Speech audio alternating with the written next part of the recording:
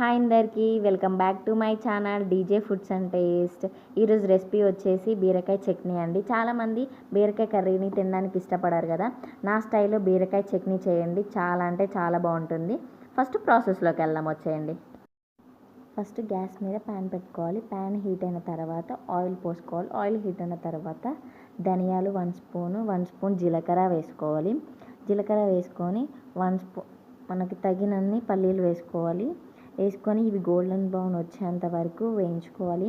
ఎంత మంచిగా వేయించుకుంటే పచ్చడి టేస్ట్ అనేది అంత బాగా వస్తుంది. గుప్పెడు పచ్చిమిరపకాయలు వేసుకోవాలి.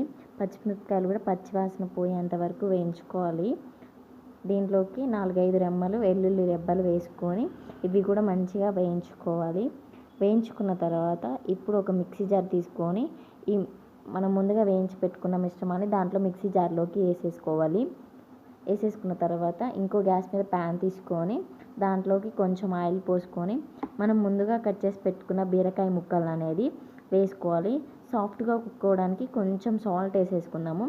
సాల్ట్ వేసేసుకొని మొత్తాన్ని మంచిగా మిక్స్ చేసేసుకోవాలి. మిక్స్ చేసుకున్న తర్వాత ఒక 5 మినిట్స్ క్యాప్ పెట్టేసుకుందాము. చూసారా, సాఫ్ట్గా కుక్ అయింది కదా. ఇప్పుడు 1 కప్పు టమాటా వేసుకుందాము. టమాటా వేసుకున్న తర్వాత ఒకసారి మళ్ళీ మిక్స్ చేసేసుకోవాలి. మిక్స్ చేసేసుకొని మళ్ళీ ఒకసారి క్యాప్ పెట్టేసుకుందాము. క్యాప్ పెట్టేసుకొని ఇప్పుడు చూసారా, టమాటా అనేది కూడా ఉడికిపోయింది కాబట్టి ఒక మీడియం సైజు ఆనియన్ వేసుకొని మళ్ళీ ఒకసారి మొత్తాన్ని మంచిగా కలిసేటట్టు మిక్స్ చేసేసుకోవాలి. ఈ మిక్స్ చేసుకున్న తర్వాత ఒక 2 మినిట్స్ మళ్ళీ క్యాప్ పెట్టేసుకుందాము. మళ్ళీ క్యాప్ తీసేసి చింతపండు గుజ్జు అనేది దాంట్లో పోసుకోవాలి. పోసుకున్న తర్వాత మళ్ళీ ఒకసారి మొత్తాన్ని మంచిగా మిక్స్ చేసేసుకున్న తర్వాత మళ్ళీ క్యాప్ పెట్టేసుకొని మళ్ళీ కలిపేసి కొంచెం పసుపు వేసేసుకొని మొత్తాన్ని మంచిగా మిక్స్ చేసేసుకోవాలి.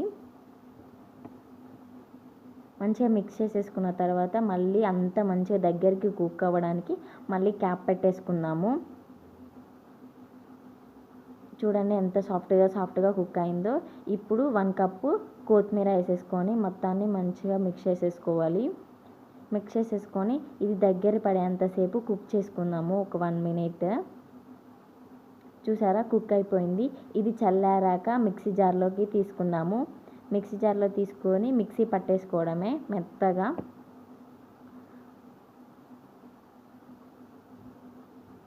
చూసారా, మిక్సీ పట్టేసుకుందాము. ఇప్పుడు తాలింపు వేసేసుకుందాము. అదే ప్యాన్లోకి కొంచెం ఆయిల్ పోసుకొని తాలింపు దినుసులు అనేది వేసుకోవాలి. వేసుకొని తాలింపు దినుసులు అనేది వేగేంత వరకు వేయించుకోవాలి. దాంట్లోకి 2 కరివేపాకు రెమ్మలు ఎండుమిర్చి వేసుకోవాలి. ఎండుమిర్చి వేసుకొని మంచిగా గోల్డెన్ బ్రౌన్ వచ్చేంత వరకు వేయించుకోవాలి. వేయించుకున్న తర్వాత మనం ముందుగా మిక్సీ పట్టి పెట్టుకున్న పచ్చడిని దీంట్లోకి వేసుకోవాలి.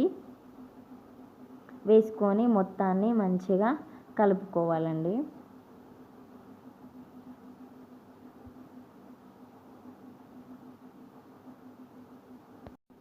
బీరకాయ చట్నీ రెడీ అయిపోయిందండి. వేడి అన్నంలో చట్నీ వేసుకొని దాంట్లోకి కొంచెం నెయ్యి వేసుకొని తింటూ ఉంటే చాలా అంటే చాలా బాగుంటుంది. డెఫినెట్గా ట్రై చేయండి. ట్రై చేసి మీకు ఎలా వచ్చిందో నాకు కామెంట్ ద్వారా తెలపండి. ఈ వీడియో మీకు నచ్చినట్లయితే please do like, subscribe my channel DJ foods and taste. Thank you for watching my video. Bye.